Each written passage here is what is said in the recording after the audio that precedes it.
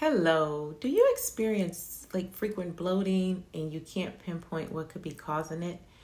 Today, I want to talk to you about bloating and some of the common reasons why you may be experiencing frequent and even painful bloating. If we're meeting for the very first time, I'm Dr. Wanda, and I specialize in helping women over the age of 40 with metabolic and autoimmune conditions better their health at the cellular level. Now, I do this by helping you reduce toxins, pain, inflammation, and gut discomfort in as little as 30 days. So let's dive right into this. You've probably heard this term before, but bloating is a very common condition that most people experience at some point in their lives, right? When you're bloated, your stomach feels tight, full, and sometimes it can even be painful. Now, this can often occur because after you eat a large meal and the discomfort is only really short term, right? Sometimes, I said sometimes. Other times, bloating is related to an underlying health condition, and it can cause severe symptoms that negatively affect your quality of life. And that is no fun. Gases such as oxygen, CO2, methane, nitrogen, they enter the gut as you swallow air and through a process called fermentation of foods in the large intestine. So this is what's going on.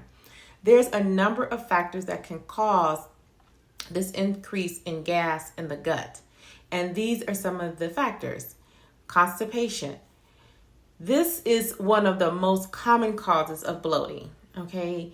The longer that the stool sits in your colon, the more time it has to ferment. And when that happens, it results into more gas.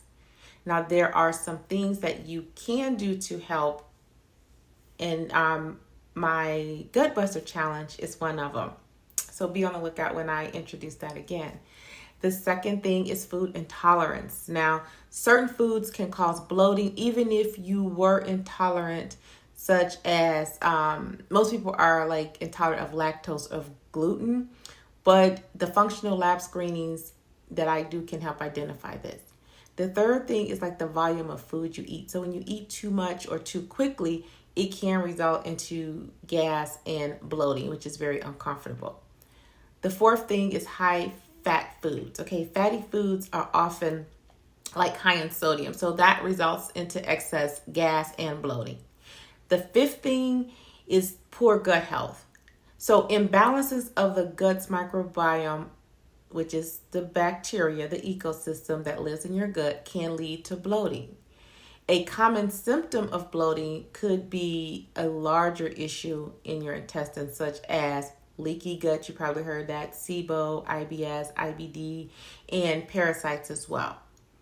So this is why it's very important to work with a practitioner to get to the root cause and to help end your suffering. So the functional lab screenings that I do for your gut can help identify and pinpoint those. But there's also some physical and some mental factors that can contribute to bloating. And these are stress, anxiety, weight gain, and changes during your menstrual cycle can also alter your gut health and cause gas and bloating. In some cases, bloating is caused by several medical conditions as well, like infection, bowel obstruction, liver disease, and autoimmune disorders, or even cancer. So if you're experiencing chronic and or painful bloating, it is important to identify the underlying cause with a functional health practitioner instead of, I always say, throwing spaghetti at a wall.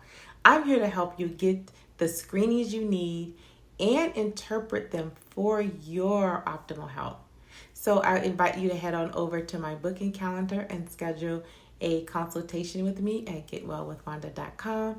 And stay tuned for next week's video where I'm going to talk a little bit more about preventing bloating so that you don't have to suffer with these reoccurring and painful things anymore. So if you enjoyed this channel, please like, share, subscribe, and comment. I really appreciate your support. And as I always say, procrastination never met a goal. I'll see you next time. Bye for now.